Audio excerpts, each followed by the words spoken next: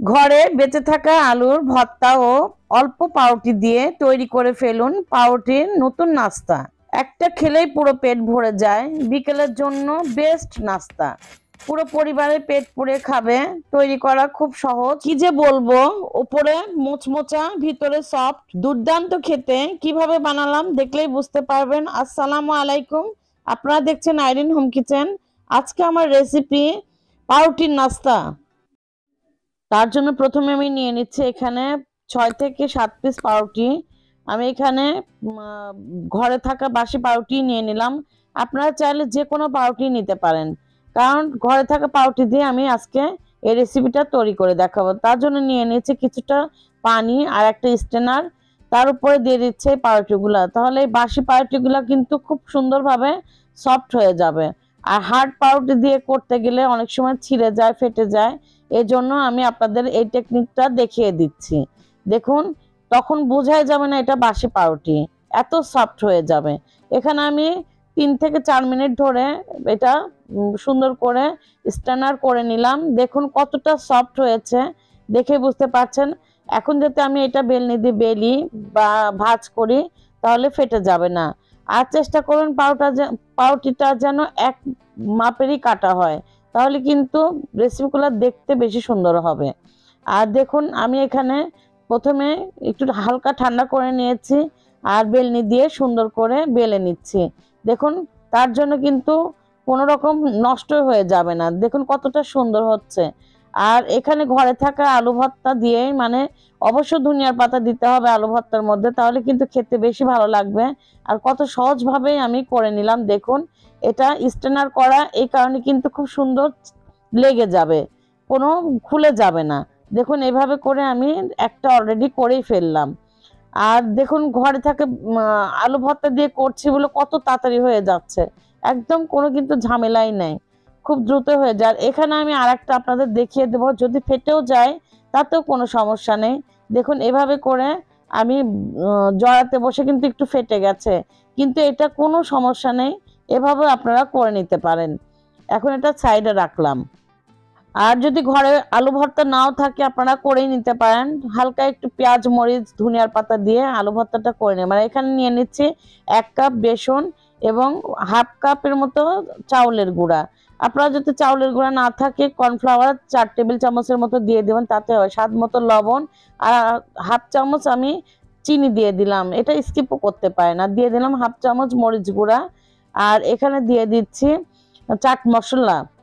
আপনার সামান্য একটু হলুদ গুঁড়া, কালারটা সুন্দর হবে এই কারণে। আর দিয়ে দিলাম চাট মশলা। আপনারা চাইলে নুডলসের মশলা বা গরম মশলাও অ্যাড করতে পারেন। আর দিয়ে দিলাম হালকা একটু বেকিং সোডা।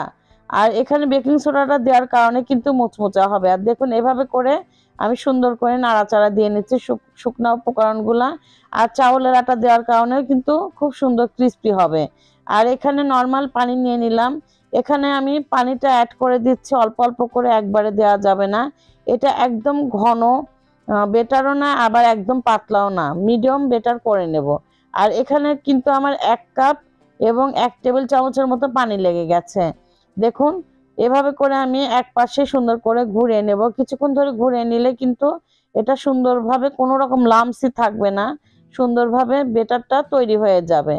দেখুন আমি এভাবে করে অল্প অল্প করে পানি দিয়ে কিন্তু এটা করে নিচ্ছি।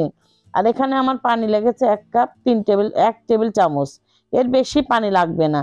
দেখুন দেখলেই থিকনেস দেখলেই বুঝতে পারবেন, আমি পুরোটা করেই তারপর দেখাচ্ছি। আর পারফেক্ট ভাবে মাখানো হয়েছে। দেখুন কিভাবে আমি এটা উঠিয়ে দেখাচ্ছি। দেখুন, না পাতলা না গাঢ়, দেখেই বুঝতে পারছেন।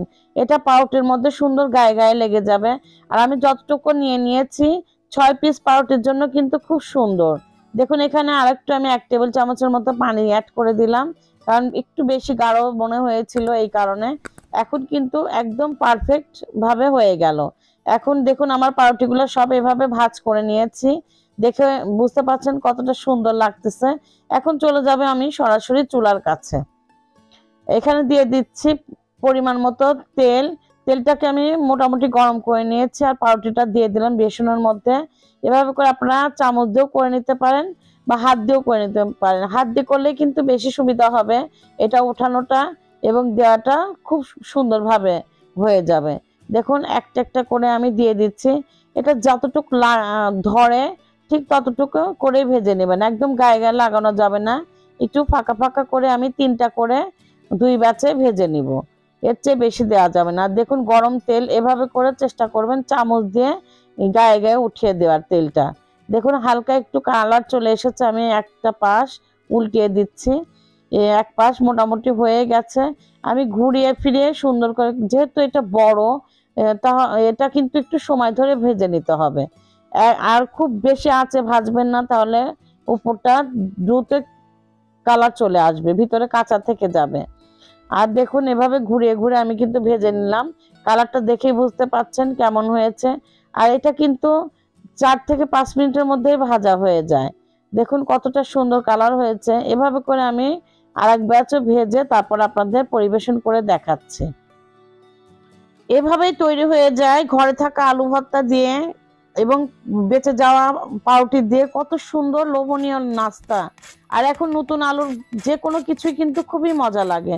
দেখুন কতটা ক্রাঞ্চি হয়েছে আর কতটা যে লোভনীয় হয়েছে দেখেই বুঝতে পাচ্ছেন। তো এই পর্যন্ত যদি আপনাদের কোনো কিছু ভালো লেগে থাকে তো অবশ্যই একটি লাইক সাবস্ক্রাইব করে আমার পাশেই থাকবেন এবং কমেন্ট করে আমাকে জানাবেন কেমন হয়েছে। এটা যে কোনো সস দিয়ে কিন্তু খেতে দুর্দান্ত। আর এই লোভনীয় সসটা যদি আপনারা ঘরেই তৈরি করতে চান তো উপরে আসা সসের ভিডিওটি চেক করে নিন। আল্লাহ হাফেজ।